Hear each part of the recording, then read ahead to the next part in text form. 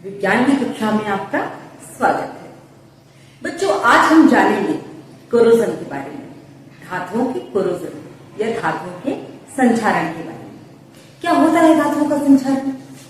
धातुओं का संक्षारण एक ऐसी क्रिया है जिसकी वजह से धातुएं वायुमंडल में उपस्थित ऑक्सीजन या अन्य गैसों के साथ क्रिया करके यौगिक बना लेती हैं और धीरे धीरे नष्ट होती जाती है। ठीक है, आपने देखा होगा कि जो लोहा होता है उसकी पाइप, उसकी कील, सरिया, दरवाजे अगर ऐसे बाहर पड़े हुए हैं तो कुछ दिनों बाद क्या होता है, उसके ऊपर भूरे रंग की, लाल रंग की लेयर चढ़ जाती है और धीरे धीरे परत दर परत ये जो लोहा होता है ये परतें बनती जाती हैं और लोहा खराब होता जाता है।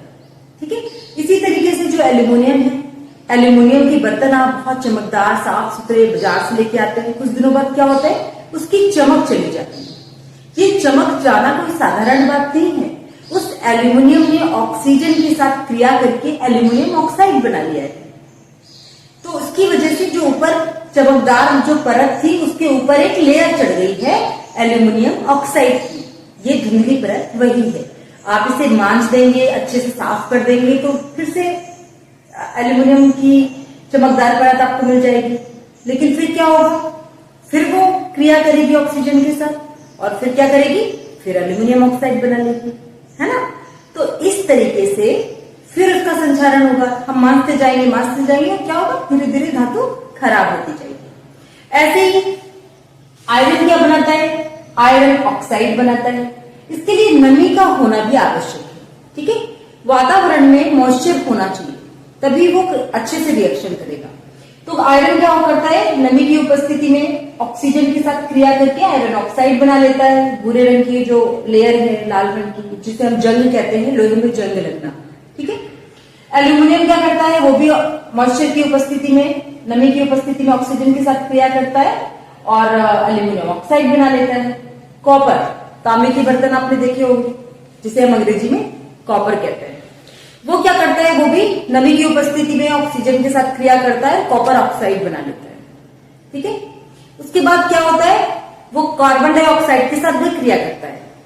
दो तरीके से उसका संचारण होता है। आपने देखा होगा कि जो तांबे का बर्तन होता है उसमें डार्क रेड कलर की एक लेयर परत चढ़ती है, फिर धीरे धीरे बाद में ग्रीन कलर की लाइंस बन जाती है। देखा है ना आपने, जब ज्यादा गंदा हो जाता है, आपको तो बहुत गंदा हो गया, पहले जब कम गंदा होता है तो वो कॉपर ऑक्साइड की लेयर होती है और जब बहुत ज्यादा गंदा आपको दिखने लगता है जो ग्रीन कलर की लेयर, तो ग्रीन कलर की जितनी भी लेयर आपको उसमें दिख रही होती है वो कॉपर कार्बोनेट के कारण। ठीक है, इसके अलावा आपने चांदी देखी है, तो जो चांदी है वो क्या करती है, वो वायुमंडल में जो सल्फर की मात्रा, सल्फर है जैसे हाइड्रोजन सल्फाइड गैस है, SO2 गैस है, इससे सल्फर लेके उसके साथ रिएक्शन करती है और क्या बनाती है, सिल्वर सल्फाइड बनाती है। तो ये चारों धातुएं अलग अलग तरीके से अलग अलग गैसों से रिएक्शन कर रही हैं और क्या बना रही हैं, यौगिक बना रही हैं, अपने खुद के यौगिक, अपनी स्वयं की धातु के यौगिक, है ना, और उसकी वजह से ये खराब होती जा रही है। अब एक प्रैक्टिकल हम करते हैं इसका। ठीक है, आप स्क्रीन पर देख पा रहे होंगे कि 3 परत नलियां आपको दिख रही हैं, A, B, C। पहली परत नली में, दूसरी परत नली में और तीसरी परत नली में, तीनों में क्या पड़ी हुई है, हम लोगों ने क्या डाल दी है, कीलें डाल दी हैं, जो आलपिन आती है छोटी छोटी सी पेपर पिन, वो हमने उसमें डाल दी। ठीक है, अब क्या करेंगे, पहले वाले में हम कैल्शियम क्लोराइड थोड़ा सा डाल देंगे। कैल्शियम क्लोराइड क्या होता है, जो वायु में नमी है उसको एब्जॉर्ब कर लेता है। दूसरे वाले में हम क्या करेंगे, दूसरे वाले में हम उबला हुआ पानी डालेंगे और तीसरे वाले में हम क्या, साधारण नल का पानी डालेंगे। 4-5 दिन के लिए हम उन्हें छोड़ देंगे। 4-5 दिन बाद हम देखते हैं क्या होता है। पहली वाली जो पिल्स थी पहली वाली परत नली में, वो साफ सुथरी मिलती है, कोई भी किसी भी प्रकार का रस्ट या कोरोजन उसमें नहीं होता। दूसरी वाली जो होती है वो भी साफ सुथरी होती है, कोई कोरोजन नहीं होता। लेकिन तीसरी वाली में जंग लगी हुई पिल्स हमें मिलेंगी। क्यों होता है ऐसा? पहले वाली कंडीशन में क्या था कि मॉइस्चर, जो वायु था उसका पूरा मॉइस्चर एब्जॉर्ब कर लिया था कैल्शियम क्लोराइड में, तो जो आयरन है उसको मॉइस्चर नहीं मिला, उसको कोरोजन के लिए, जंग लगने के लिए मॉइस्चर भी चाहिए। दूसरे वाले में क्या था, हमने पानी उबाल दिया था। जब हमने पानी उबाला था तो उसमें जो घुली हुई ऑक्सीजन थी वो सारी क्या हुई, उड़ गई। अब उसमें ऑक्सीजन ही नहीं है तो वो कैसे क्रिया करेगा, तो साफ सुथरी थी। तीसरे वाले में ऑक्सीजन भी थी और साथ में नमी तो है ही, अगर पानी है तो तीसरे वाले में भरपूर जंग लगने के चांसेस थे और जंग लगी भी। ठीक है, तो ये प्रैक्टिकल आप अपने घर में भी कर सकते हैं। कैसे कर सकते हैं? आप दो कोई भी छोटी छोटी शीशियां ले लीजिए, एक दोनों में पिन या कील जो भी साफ सुथरी हो वो डाल दीजिए। साफ सुथरी ना हो तो उन्हें अच्छे से मान बूझ के डाल दीजिएगा। ठीक है, एक में डालिएगा उबला हुआ पानी और दूसरे में डालिएगा नॉर्मल नल का पानी और बंद करके 4-5 दिन के लिए बंद करना जरूरी है क्या? नहीं, ना ही भी बंद करेंगे तो चलेगा, लेकिन 4-5 दिन के लिए बिना हिले डुले आपको रख देना है। और कल की क्लास में आप बताएंगे, ठीक है, कि कौन किसने ये किया हुआ है।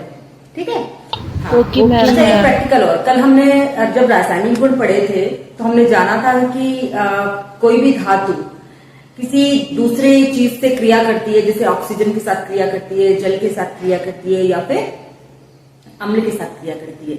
ये उसके रासायनिक गुणों पर निर्भर करता है कि वो किसके साथ कैसे क्रिया करती है ना।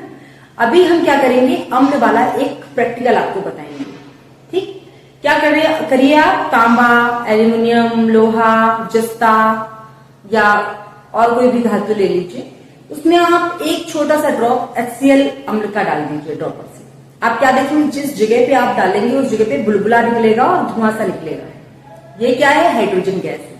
और उसके बाद उसको धुल दीजिए। धुलने के बाद आप देखेंगे जिस जगह पे आपने ड्रॉप डाली थी उस जगह पे खुरदरा सा हो गया है।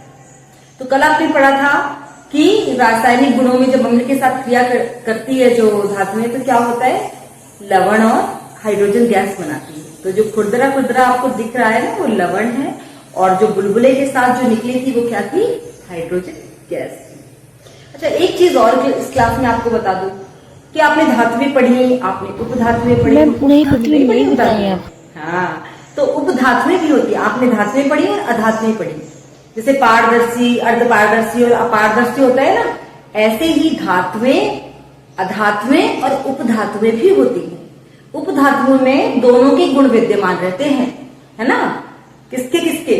धातुओं के और अधातुओं के, दोनों के गुण विद्यमान रहते हैं। इनको कहते हैं उपधातुएं। जैसे आर्सेनिक है, जर्मेनियम है और एंटीमनी है। इस तरीके से 6-7 मेटलॉइड्स हैं, इनको अंग्रेजी में मेटलॉइड्स कहते हैं।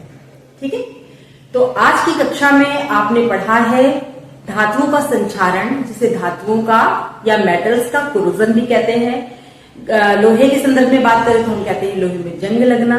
ठीक है, ये बीमारी है किसकी?